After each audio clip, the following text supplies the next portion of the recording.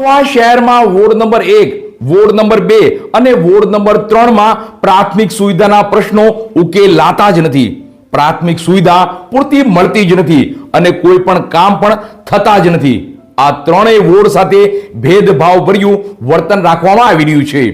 ત્યારે આવા ગંભીર આક્ષેપોને લઈ મહુવા કોંગ્રેસના નગરસેવકોએ પરાક્રમસિંહ મકવાણા નગરપાલિકા મહુવા ચીફ ઓફિસર શ્રીને ધારદાર રજૂઆત કરી હતી.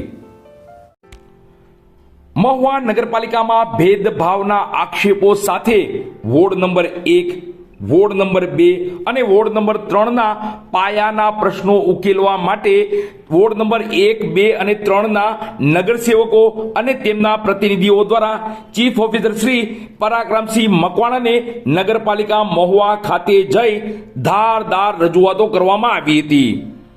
મહુવા શહેરના વોર્ડ નંબર 1, વોર્ડ નંબર 2 અને વોર્ડ નંબર 3 માં રોડ, રસ્તા, પાણી, ડ્રેનેજ અને સફાઈને લગતા કોઈ પણ કાર્યો થતા ન હોય.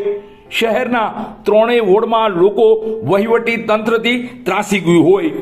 ચૂંટાયેલા નગરસેવકોની અનેકો રજૂઆત છતાં કોઈ પણ પરિણામ ન મળતા આખરે વિરોધ પક્ષ કોંગ્રેસના તમામ નગરસેવકો અને તેમના પ્રતિનિધિઓ દ્વારા નગરપાલિકાના ચીફ ઓફિસર શ્રી પરાક્રમસિંહ મકવાણાને ધારદાર અને આક્રમક મોડમાં રજૂઆતો કરવામાં આવી હતી અને એવો પણ આક્ષેપ કરવામાં આવ્યો કે લઘુમતી અને પછાત વિસ્તારોમાં અમુક કર્મચારીઓ દ્વારા ભેદભાવ ભર્યા વર્તન કરવામાં આવી રહ્યા છે અને આ અંગે પણ નગરસેવકોએ ચીફ ઓફિસર સાહેબનું ધ્યાન દોર્યું હતું અને તે અંગે ઘડતું કરવા ધારદાર રજૂઆતો કરવામાં આવી રહી છે.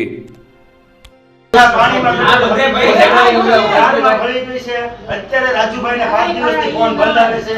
કોઈ કર્મચારી કામ કરવા સબીર બાપુ 10 તારીખથી ગટરનું કામ શરૂ કરવાની બદલે ખાડો ખોદીને જતા રહ્યા.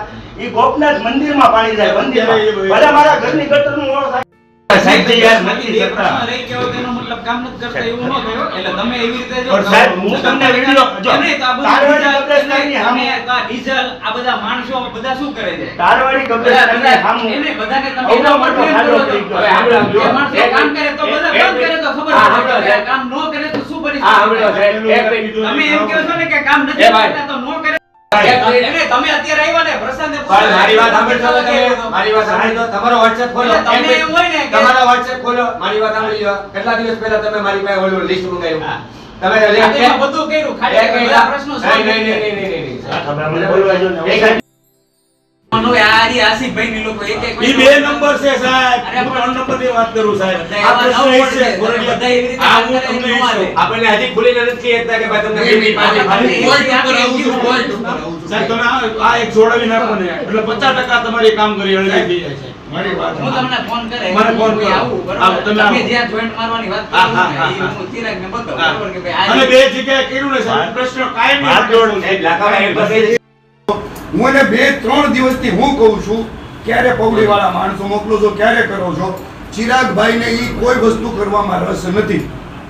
એકે વખત સાંભળતો તમે સાહેબ કબૂલ તો કરો કોઈ બી વસ્તુ અમે કંઈક કહીએ છીએ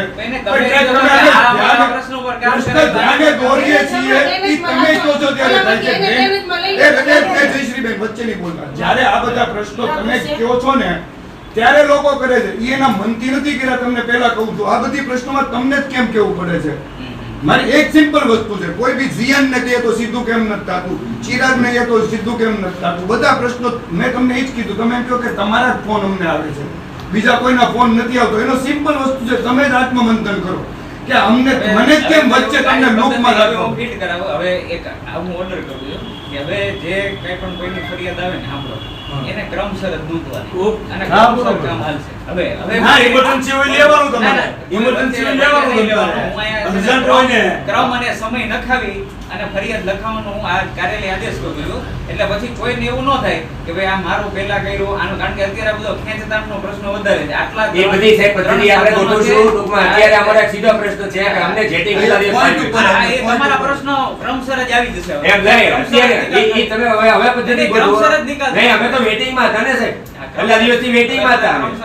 અમને તમે સાહેબ જેટી કેટલા દિવસ કે જે પહેલી ફરિયાદ નોંધાયેલી એને પહેલા કરવાનું એ બીજા તમે અત્યારે શરૂ કરો છો એ તમને લોકોને સમજાવો અત્યારે અમે તો વેઇટિંગમાં હતા અત્યારે સુધી આપ્યું જ છે. અમે વેઇટિંગમાં હતા ક્યાં આપ્યું છે આપ્યું છે. તો આ બધા એમના પ્રશ્નો solve અમને તમે કેટલા દિવસ આ આપી પ્રશ્ન solve તમે કર્યા. જેટિંગ આપી એકસો સાહેબ તમારા એને તો માણસોને આપી એકસો તો આ જેટિંગ વગર થોડા સોલ્વ થયા. તમે તો જેટિંગ આપો જેટિંગ ક્યાં સોલ્વ થયો એક નાનો એવો પ્રશ્ન સોલ્વ કરીને તમે કહો સોલ્વ